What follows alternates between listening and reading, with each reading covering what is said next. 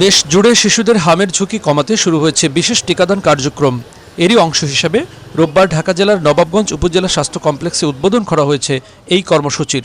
সারা দেশে হামের প্রকোপ বেড়ে যাওয়ায় জরুরি পদক্ষেপ হিসাবে আজ সকালে ঢাকার নবাবগঞ্জ উপজেলা স্বাস্থ্য কমপ্লেক্সে বিশেষ টিকাদান কর্মসূচির আনুষ্ঠানিক উদ্বোধন করেন স্বাস্থ্য ও পরিবার কল্যাণ মন্ত্রী সরদার মোহাম্মদ সাখাওয়াত হোসেন।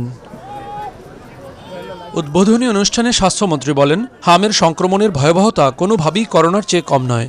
এটি বর্তমানে বজ্রপাতের মতো ছড়িয়ে পড়ছে।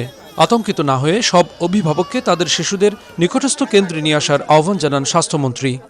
এটা একটা ভয়াবহ রোগ, করোনার চেয়ে কোনো অংশে কম না, এবং বাচ্চাগুলি বিশেষ করে আমাদের ভবিষ্যৎ প্রজন্ম যে কষ্ট পায়, যেভাবে মৃত্যুর কুলে ঢলে পড়ে, এটাকে খুব মিসহ্যান্ডেল করেছে অতীতের সরকারগুলি। কিন্তু অবস্থা আরো যখন খারাপ হয়ে গেল, সি কেম ফরওয়ার্ড, গ্যাভি নামক একটা সংস্থার কাছে 2,19,00,000 ডোজে এই ভ্যাকসিনটা আছে।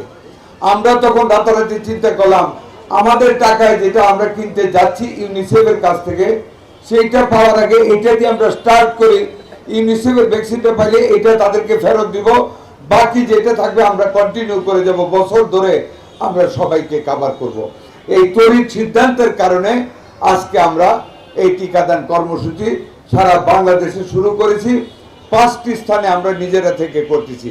আমাদের বাচ্চারা যদি হাম আক্রান্ত হয়, সাথে সাথে আমাদের মাননীয় প্রধানমন্ত্রীর নির্দেশ, আপনারা অভিভাবকদের বুঝিয়ে নিকটস্থ হাসপাতালে আপনারা পাঠিয়ে দেবেন, যাতে করে একটা সন্তান আমাদের এই অনাগত সময়ে যাতে মৃত্যুর কুলে ডলে না পড়ে, কোনো মায়ের বুক যেন খালি না হয়। আপনারা সেই দিকে খেয়াল রাখবেন। মাননীয় সংসদ সদস্য এই ব্যাপারে আপনাদের সাথে যোগাযোগ রাখবেন, খেয়াল রাখবেন।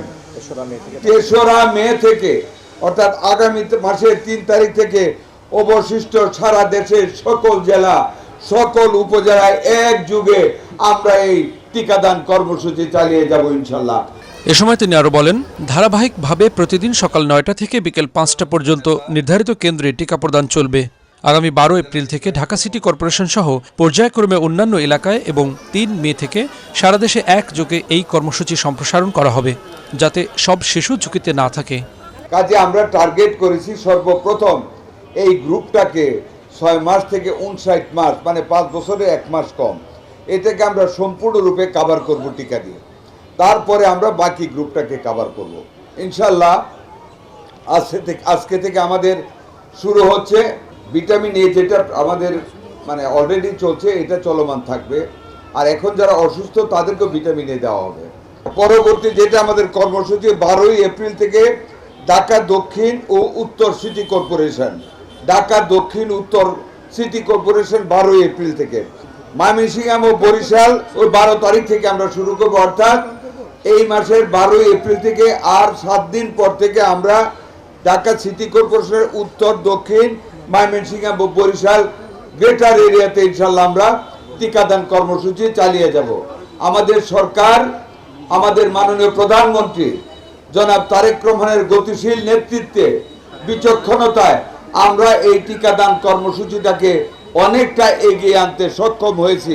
এদিকে সময় মতো শিশুদের হামের টিকা দিতে পেরে স্বস্তি প্রকাশ করেছেন কেন্দ্রে আসা অভিভাবকরা। আমরা দীর্ঘদিন পর আজকে টিকা পেয়ে আমরা অনেক উচ্ছ্বাসিত। টিকাদান কর্মসূচিকে সাধুবাদ জানাচ্ছি, কারণ এই টিকাটা আমরা মূলত কিনে দিতে পারি না, সরকারের উদ্যোগে দেওয়া হয়, সেই জন্য সরকার এই উদ্যোগ নিয়েছে, একটা ভালো একটা উদ্যোগ।